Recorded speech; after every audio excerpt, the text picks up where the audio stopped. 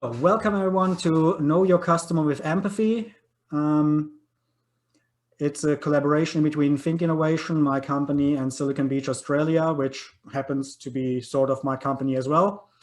A little bit of housekeeping. After 15 months or something like that on Zoom, everyone should know the interfaces by now, but just in case you're new to it, you can switch your camera on and off whenever you want. In the bottom left, you can introduce yourself and leave comments and questions throughout the session via the chat function. And you can mute and unmute yourself with the microphone in the bottom left corner. We are not that many people today, so please feel free to either put your questions into the chat or just unmute yourself and interrupt me and voice your question whenever you want to. That should be fine for today. A little bit to myself. My name is David Hauser. I used to be an industrial engineer and designer. I did that for over 10 years back in Germany and then here in Australia. My customers, clients back then were mainly automotive, aerospace, and smart devices industries by the names of Daimler, Mercedes, Volkswagen, Airbus, Bosch, Samsung, all the big players I've designed machines for to make their production more efficient. A while back I was volunteering in a German federal agency for technical relief, where I was acting as a team leader as well as a trainer, where I got certified as a trainer. But in general, I was always very excited about innovation. I'm a daydreamer, I admit it. I have a lot of ideas, and innovation is the capability of making ideas come true. And that was the original intent or desire when I decided to become an engineer. But sort of I got a little bit disappointed from how the corporate world is dealing with innovation, especially with creative young people. So 3 years ago, I've decided to resign and start THNK.innovation and bring my knowledge for how to come up with creative ideas and make them happen from the engineering disciplines into the startup world to help more people make their ideas come true too. So many older Americans seem to have found a new truck on the road.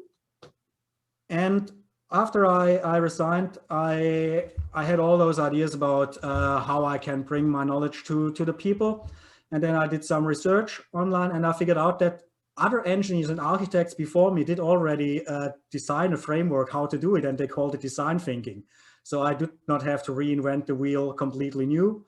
I just piggybacked on design thinking. I studied design thinking with the Interactive Design Foundation in Denmark, and just adding my knowledge and experience from my engineering life to it to round out the edges and bring some first-hand experience into my education and my application of design thinking. Design thinking is in general defined as a 5-step process. Most of the definitions at least are a 5-step process, which starts with empathizing, goes on to defining your customer, your perfect client, before you proceed with ideation. And when you have created a lot of ideas and you selected 2 or 3, you start building prototypes and test them. And you do it very quickly, very fast. So you learn a lot in the early stages before you invest too much time and money into your startup or your business idea. Today we're focusing on empathizing because empathizing, we're working with Silicon Beach with early stage founders for the last 4+ years. And a lot of our founders at Silicon Beach are coming to us. They have an idea, but they did not do the testing with customers yet. They did not really talk to their clients yet. And that's a dangerous zone where we're in when we invest time and money into development of a product or a service and we do not understand if it's really required and if our potential customer and clients really need this product or service. So we go back and work with people to actually put the idea a little bit by side in the first place, but focus on talking to customers and really understanding what customers do need. And I would like to extend that question out to all of you and would like to ask you, what is your understanding? What is empathy? And we make this a little bit interactive. So we have something to work with on the screen. When you move your mouse, you will find a drop-down menu on the top of your screen on your computer, and you can switch on annotation up there. And when you did that, you can choose text. And then you should be ready to rock and roll and write in here. Hello.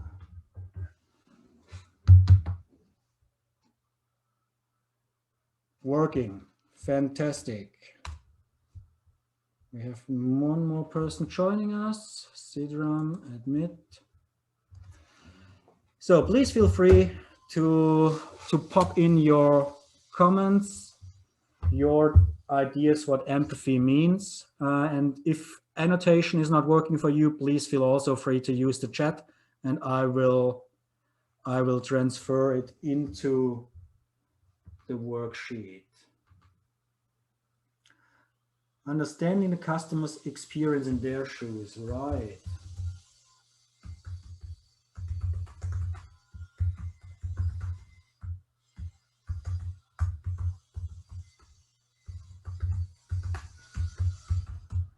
In their shoes. Correct. Cool. Cool. What else do we have? To understand and an F. I don't understand that. To understand and feel other people's problems. Yes. Understanding the customer experience in their shoes.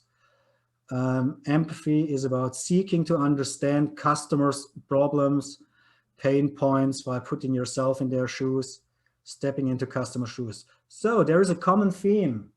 It's about getting into your customer shoes, experiencing your own and others' connections within and without. Thanks, Alfred, for that. Yes, that's all very correct. Now let me clear all drawings. This is a definition that I found, I think, in Wikipedia, and it says, empathy is the capacity to understand or feel what another person is experiencing from within their frame of reference. And that's important, the frame of reference.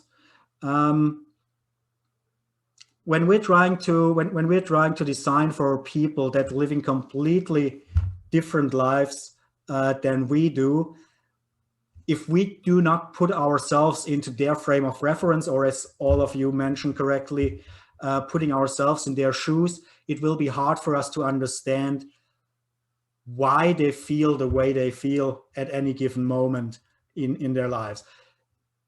When we want to empathize, we have to basically try to immerse ourselves as much into their lives as possible to understand what triggers certain emotions in our customers, into our potential clients' lives. Hello, Siddharth. Welcome to the show. We got started without you, but you're just about 5 minutes in, so you should be fine.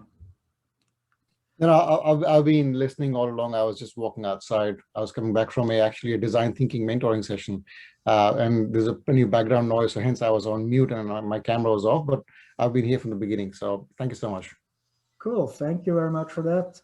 Startup Mentor, I also run STEM mentoring program for high school students and regularly run workshops on design thinking. Cool, I would like to connect with you later. Would you mind dropping your LinkedIn into the chat? Awesome. Yes, so we have to immerse ourselves into our customer potential client's life and feel what they are feeling from their point of view. Or as I frame it, and please, if you find this somewhere else, if someone said it before, to make a difference in people's lives, you must understand what makes a difference in people's lives, right? If we think our idea, how we understand the problem is the right way, and we do not put it in the right perspective into our potential customers' life, we do not really understand what's going on. We have to dive into our customers and clients' lives and really understand what makes a difference in their lives for them. And I would like to do some storytelling here, how I first got kind of blown away by a customer experience that I had myself a while ago. And that was when in 1998, a large online books and CDs compact disc retailer entered the German market. And we call that Amazon. Oh, it is Amazon.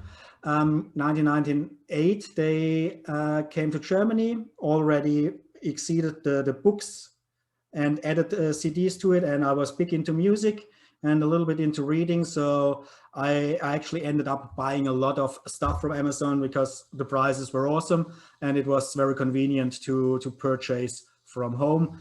Huge selection. So my customer experience with the whole buying process was great. And they won me over easily. But one day, it was about 2 or 3 years after I became an Amazon customer, something went wrong and the delivery gone missing. I got the emails that it was delivered. I got the confirmation from the German Post that it was delivered, but it was nowhere around.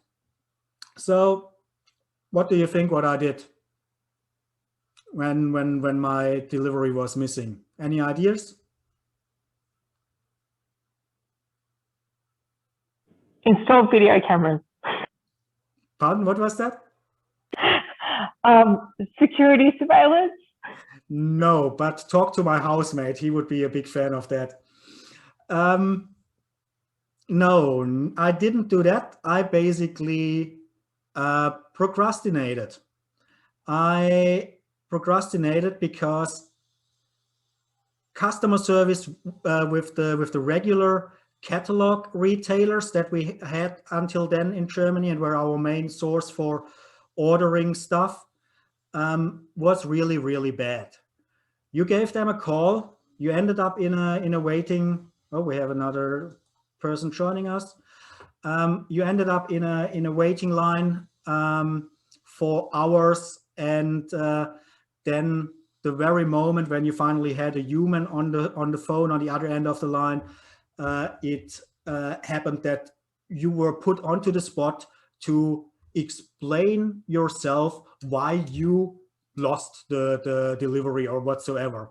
So it was basically always put on the spot that it's basically your fault that something went wrong. And that's a very unpleasant experience, to talk the least. So I did back then, out of fear of that unpleasant customer service experience, I did procrastinate for about 2 days. And then finally I called Amazon. And that was awesome experience. The phone rang about 3 times, and then I had a live living person on the other end, which greeted me in a friendly manner and asked me straight away what, it was a woman, what she can do for me. And I was a little bit surprised, so it took me a while, a second to actually get my thoughts sorted, because I was expecting that I have about 1 hour time to think about what I have to say. But yeah, I just said, okay, that's the situation. Email notification that everything was delivered, but it's not around here.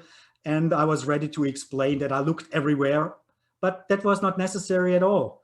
The person, the lady apologized to me in her personal name, in her own name, but also in the name of all of Amazon, and said, that's not a problem at all. I already issued a replacement delivery, and we will send it express on our costs. So you do not have to wait another week. I was blown away. That never happened before. That was the most amazing after sales customer service that I've ever experienced until then.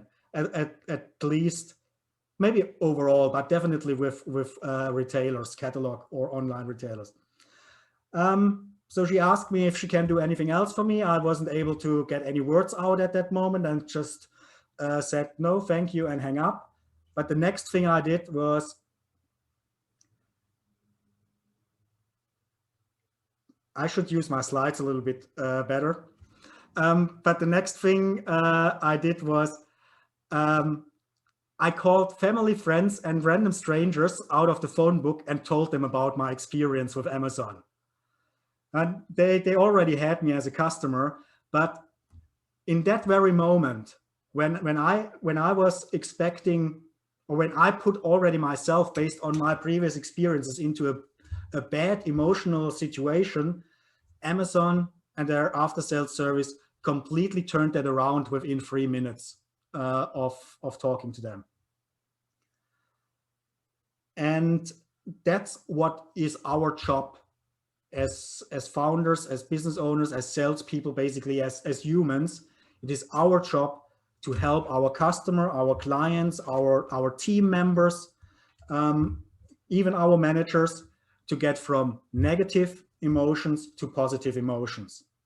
If we can achieve that, then we will have a good chance of making business and creating perceived value for our customer, clients, and team members. Turning negative emotions into positive emotions and making people happy. As Amazon made a difference for me in my life, and it's our job to make a difference, a positive difference in the lives of our customers and clients. One of the best in doing so is Brian Chesky. Who knows Brian Chesky? Yeah, Gavin says yes, Sarah says no. Brian Chesky is a founder, one of the co-founders of Airbnb. And he's a mastermind of design thinking and creating positive user experiences. And once he said in an interview with, it was on the Tim Ferriss show, but I don't know, it was not an interview with Tim Ferriss, but he said once, if you want to create a great product, just focus on one person. Make that one person have the most amazing experience ever. And if you want to listen to the interview, just Google Tim Ferriss show. I put it in the chat here, and I think it's episode 328. That should get you there, or you Google Brian Chesky. It is worthwhile listening to that interview for about 15 to 20 minutes, I think it is. It is a masterclass of how to create awesome user experiences. And that's all what Airbnb is about, right?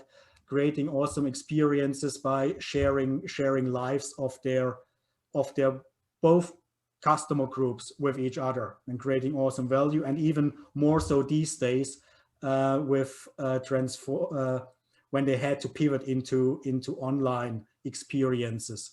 They are really nailing it normally because they have a very, very focused approach how to create and test those awesome experiences that they are creating.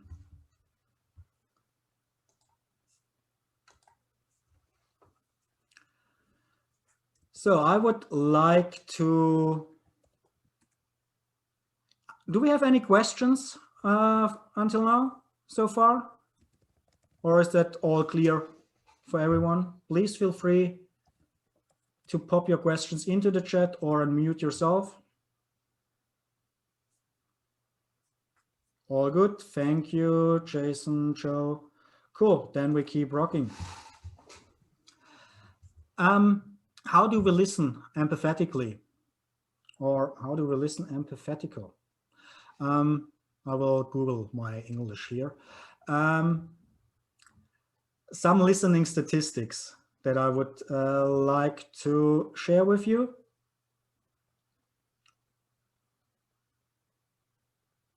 We do a survey in a little bit, but the average number of words that we can listen to per minute is 450 words. Everything else just ends up in the abyss. That's what the average human can sort of take in, not necessarily process. Most people remember about 17 to 25% of these words, which brings us down to about 100 words per minute.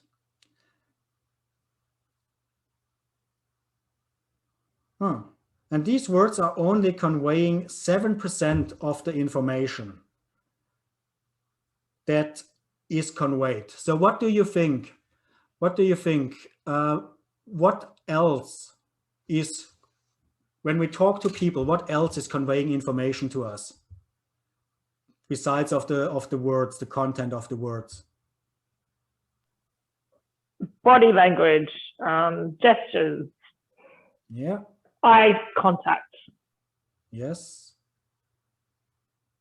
Body language, gestures, eye contact, stories, visuals, music, emotions. Yes. Emotions, we see emotions through body language. I'm not sure what you mean by music. I guess, Alfred, with your startup, the tone of voice, can we say that instead of music? Cool. So I screwed that one up with the survey. We fixed that for the next time. But yes, 93% of what we receive and on information from our interview partner or conversation partner is communicated through facial expressions and tone of voice. And all the facial expressions, tone of voice, body language, that's all conveying information. Let's give this a try. If I say,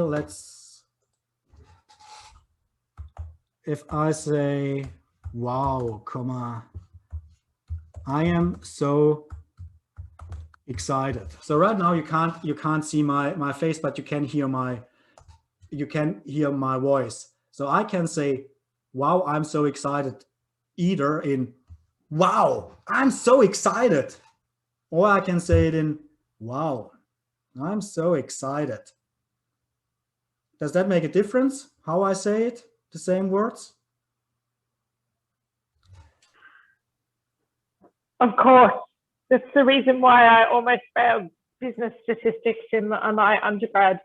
3 hours of a lecturer speaking in a monotonous, monotone voice. Yeah, it kills all the passion, doesn't it? And when there's a reason why we can, and that's the reason why we, in an interview, when we talk to people and we listen to people, why we can get so much more information in a shorter period of time compared to books. Because when a writer writes a book, or we write a report or something like that, we have to describe all those emotions with written words. And obviously 93% of the information is conveyed not by words. So we basically have to create 13 times the amount of words to describe everything that we've learned in an interview, in a conversation, than the actual words that were spoken. And that's quite important. And that makes it very important for us as product developers, service developers, startup founders, or Sid. Can I call you Sid? You raised your hand. Yes, it is perfect. Now, I just wanted to, I'll wait for you to befinish whatever you're saying before I make a couple of points.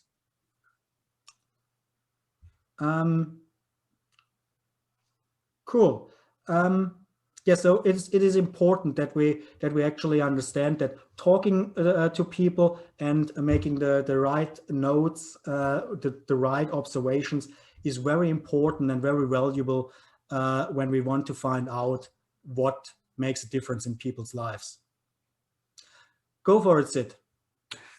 Yeah, look, I mean, empathy is an interesting one, and for the benefit of people attending this session, and I'll see if I can find the link. There's a very interesting article in the New York Times on how do you build your empathy muscle, or building your empathy muscle, and it's written by 5 incredible people, including Brené Brown, and who talk about what techniques can be utilized to strengthen your empathy muscle and implement better solutions for your customers.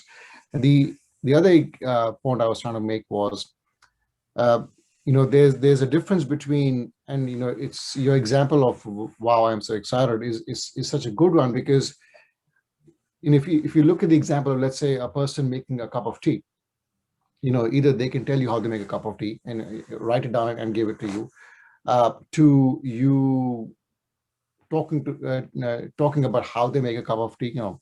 Take the kettle, put water inside, boil it, take a cup, put the water inside, put a tea bag, and my tea is made.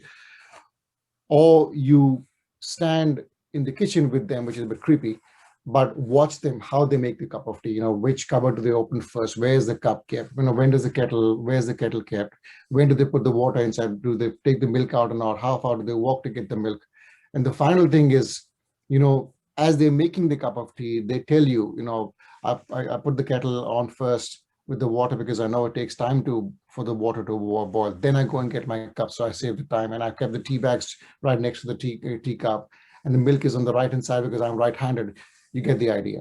They then start talking about what's happening in their head while they're going through the same process. So one simple, small task of making a cup of tea, depending on the level of time you spend with the user, will tell you so much more about what's required to be done. And then it's not about making a better cup of tea. It could be about just building a better cup, or maybe changing the location of the kettle, or you get the idea. So, I think what people need to understand, and I'm sure a lot of us in this group do, is that in the whole design thinking process, the single most important step is empathy. And it is the longest step that someone should be spending time on. The other stuff will be a complete disaster if you don't spend enough time on step 1. Couldn't agree more. Thanks for that. Sid, when you say that describing what they do, is it always easy for people to actually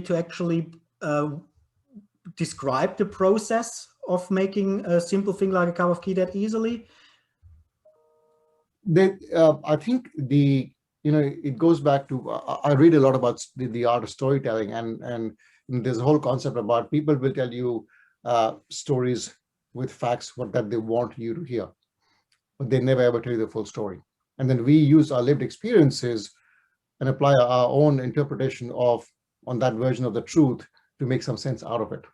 But when we are in the same room with them, or in the same environment with them, while they're talking about making a cup of tea in this case, and you observe their behavior, how are they walking, are they taking 5 steps or 2 steps, or it tells you so much more about the whole concept of what's written between the lines, is where the actual depth of the transaction comes from. So no, I don't think people almost always will tell you everything that is important. They'll tell you what's important from their point of view. And I think it goes back to what a comment made earlier, that's one person who's talking about their experience.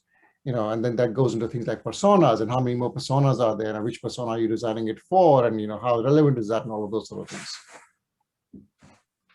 Yes, thanks for that. Alfred, you want to contribute something? Yes, a couple of points. I think the best way to learn is to teach. So if you can show someone how to make a cup of tea, if they can show someone else how to make a cup of tea using your information, they will have learnt enough. That's one point. The previous point I want to make is the eyes are the windows of the soul. So I think eye contact is so extraordinarily important. It is, yes. I agree. And when you go deeper into psychology studies, you will actually learn out of the quadrants that we're looking at when we're thinking or when we do some task, actually what parts of the brain we're activating in that certain moment, which is quite telling a lot about people as well. We have Gavin with a comment here. There's a lot of biases to play when humans tell stories. Survivorship bias in the instance of negative events. Yes, completely. Good old Maslow's hierarchy of needs. Yes, Sid. Yeah, it depends on where we're at in life, right? For example, if we back then in over 10 years ago, when I was working for that emergency organization, volunteering for that emergency organization in Germany, we got training how to behave when we go to Africa, when we go into countries that are troubled by civil war. And obviously that puts us in a completely different environment.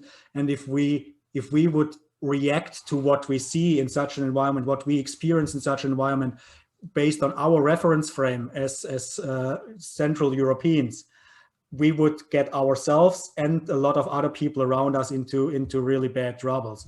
So we're not used to that reference frame. And when we design for people, when we design solutions for people in that world, we have to understand how they are seeing their world. Otherwise, we will not be able to design proper services. Yes, Alfred?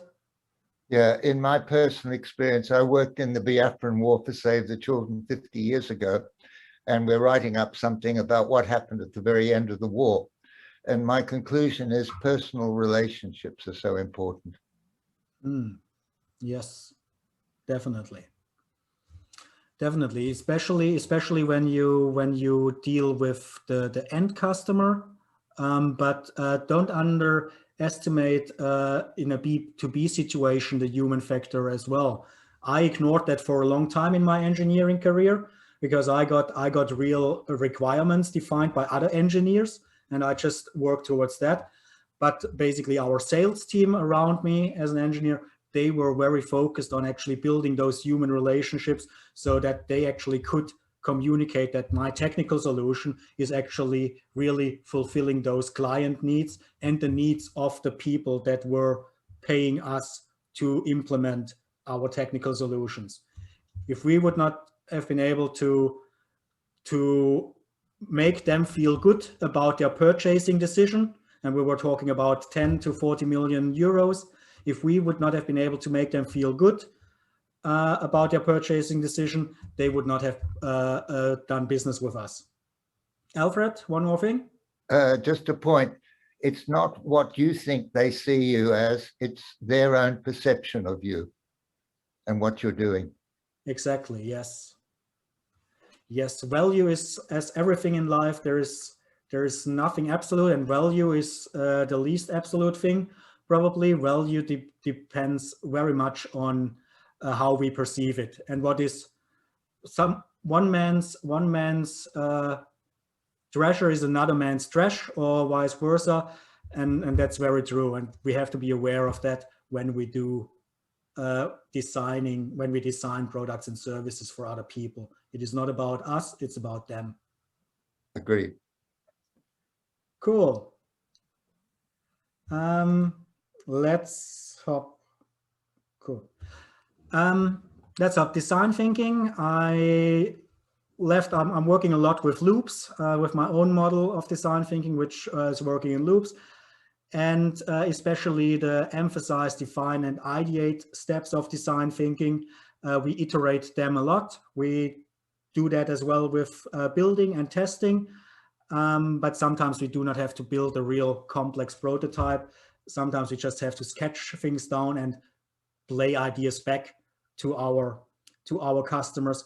And we can already learn through just going through this iteration cycle over and over again before actually start building something. But when we do the empathizing part, the most or a very important bit of that is that we actually do not start defining what's the problem while we do empathizing, while we do listening. And we do not start coming up with ideas while we are listening. We are really, really, really just there in the empathizing phase to observe and take on information, as much information as we can, and dig deeper to find more information, like Sid said, with observing people, asking the right questions. Why are you doing what you are doing? And dig deeper, ask a lot of why questions.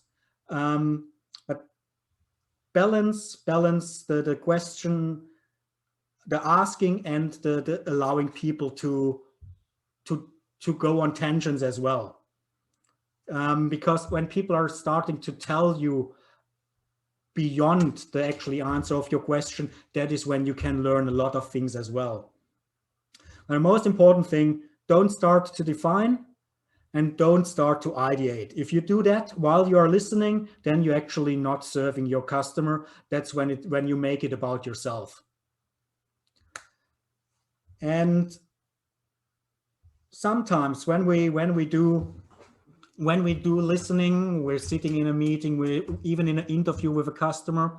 So I reckon if you do an interviewing process, do it with two people, one person that is running the interview, asking questions, the other person taking notes, and not just the written word, but also body language, emotion notes. But sometimes when you do a lot of interviews in a row, especially, sometimes you drift off, your ideas come up, you start ideating, you think you already know the solution. That happens to all of us. Just recognize it, let them go, those ideas, those thoughts that come up, and bring your focus back to your client or your customer. And if that sentence, let go and come back, sounds familiar to you, that's what my yoga and meditation mentors and coaches are always telling me when we do guided meditation. Yes, it's okay that thoughts are coming up, but just recognize them, let go, and come back to the meditation, come back to the breathing. And in case of the interviewing, let go and come back to the focus on observing your client, your interview partner. We're trying to stay in the moment with the customer, with the interview partner as much as we can, and we will get the most value out of it. And in that context, Theodore Roosevelt once said, people don't care how much you know until they know how much you care. And by being an empathetic listener, and you're really giving people, when you listen to them, they feel that it's about them, that you're really interested in their lives, in how they see the world, how they experience life. You already got a good chance that those people will like the products and services that you design for them already, because they feel understood, they feel listened to. So you're always half there when you, as Sid said, empathy is the most important part. If you do empathy right, you're always halfway there to have a customer. Alfred, yes? And in terms of care, it's not the initial meeting that's important. It's the follow-up meetings. Yes. Through the whole design process, you actually you actually want to get back. So little tangent. You might do an interview with a lot of people. So we did an interview series with Silicon Beach community a while ago. We interviewed 20 people, and some of them are just on the edges, and we can't design for them services right now. So we're not involving all of them into the design process, but the few people that we identified as the core customers, the core clients of the services, they are accompanying us through the whole design process, and we get their feedback on each and every step of the design process to get confirmation if we're on the right track, or if we have to change our design and our services. And as Alfred said, yes, that's very important that you keep them on board and you allow them to be part of the design team throughout the design process. Cool. That's basically it for me. We will have a Q&A in a little bit. I just would like to get your attention to a program that I'm designing right now and we're just about to launch in hopefully 3 weeks' time. It is scheduled to launch at the 15th of May here in Melbourne, and it's called the Incubator. It's a startup and business pre-accelerator program that I'm designing with leadership coaches, service designers, and business consultants together. And our unique twist on it is that we actually designing the program around the design thinking framework with iterations of the product development, but we're also focusing very much on Ikigai, the Japanese philosophy of the meaning of being, which means that we want to help people to create businesses and startups that are actually aligning with their intrinsic values, and that really excites them down the track in their startup and business journey. So too many founders are getting bored by their own business after 2 or 3 years, and that's what we want to avoid by focusing on your personal values as well. Yes, that's going to launch. It is suitable for founders that are in early stage startup and are seeking for clarity about their product and service offering and what their value proposition is for their clients.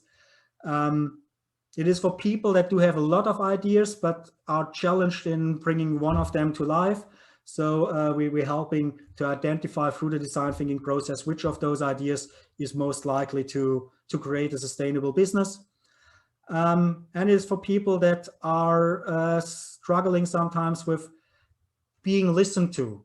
So we want to help people that that have ideas, that they can communicate their ideas better to potential business partners, customers, and clients, so that they find more fulfillment in making their dreams come alive as well.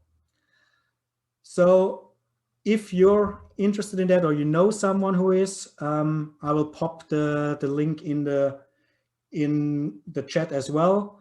But you can find the program under Incubator.com.au, and my contact details are in there.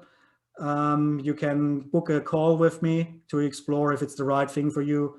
And yeah, would be awesome if I would be able to talk to some of you about the program over the next days.